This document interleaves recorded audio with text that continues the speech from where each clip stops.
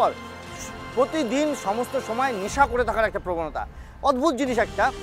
আমরা পোস্টমর্টেম রিপোর্টে অনেক কিছু পেয়েছি, পোস্টমর্টেম রিপোর্ট বাদ দিয়ে আর একটা উল্টো দিকে রিপোর্ট হয়, সেই রিপোর্টটা কেউ নজরই করে না। যে অভিযুক্ত, সেই অভিযুক্তের শরীরে কী কী আঘাতের চিহ্ন আছে। একটি মেয়েকে যখন নির্যাতন করা হচ্ছে, সেই মেয়েটির সে তো বাধা দেবে, এই বাধা দিলে পরে ডিফেন্ডিং উন্স বলা হয়। এই ডিফেন্ডিং উন্সটা খুব ইম্পর্টেন্ট, অর্থাৎ বাধা দিতে গিয়ে সঞ্জয়ের শরীরে কী হয়েছিল, সঞ্জয়ের শরীরের যে আঘাতের চিহ্ন, 10টা আঘাতের চিহ্ন পাওয়া গিয়েছিল এবং তা সেন্ট্রাল ফরেন্সিক সায়েন্স ল্যাবে পরীক্ষা হয়েছিল।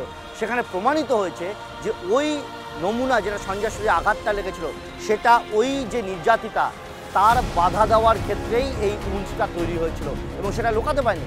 এছাড়া আরও অনেক প্রমাণ আছে যেখানে সঞ্জয়কে বলা যেতে পারে যে সঞ্জয় এটা করেছে, নিশ্চিত হয়েছে, গোয়েন্দারা বা সিবিআই নিশ্চিত হয়েছে। কলকাতা পুলিশের কথা বাদ দাও, কলকাতা পুলিশ তো একটা পরিস্থিতির সাপেক্ষে, তদন্ত সাপেক্ষে সঞ্জয়কে গ্রেপ্তার করেছিল, কিন্তু নিশ্চিত 48 ঘন্টার মধ্যে, কিন্তু নিশ্চিত হওয়া গেল। তার জন্য কতগুলো ইনভেস্টিগেশন করা প্রয়োজন। ইনভেস্টিগেশনের প্রথম পার্ট সঞ্জয়ের মুভমেন্টটা পাওয়া গিয়েছে, সঞ্জয়কে দেখা গিয়েছে বিভিন্ন জায়গায়। এটা ট্রাফিকের বিভিন্ন রকম সিসি ক্যামেরা ফুটেজ, সঞ্জয় যে ওই বিল্ডিংয়ে ঢুকেছিল সেই অবস্থায় তার সিসি ক্যামেরা ফুটেজ কালেকশন করা হয়েছে, দেখা গিয়েছে হ্যাঁ সঞ্জয় ওই বিল্ডিংয়ে ওই রাত্রেবেলায় ঢুকেছিল।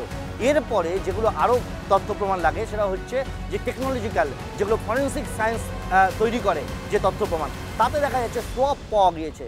ইভেন ওই নির্যাতিতার শরীরের বিভিন্ন অংশ বা গোপনাঙ্গর জায়গা থেকে যে সমস্ত সোয়াব নেওয়া হয়েছিল, একটা চুল পাওয়া গিয়েছিল, সমস্ত চার্জশিটে রয়েছে, সেই চুলটা পাওয়া গেছে, সেটাও পর্যন্ত সঞ্জয়ের পেলভিক হেয়ার। না সত্য সে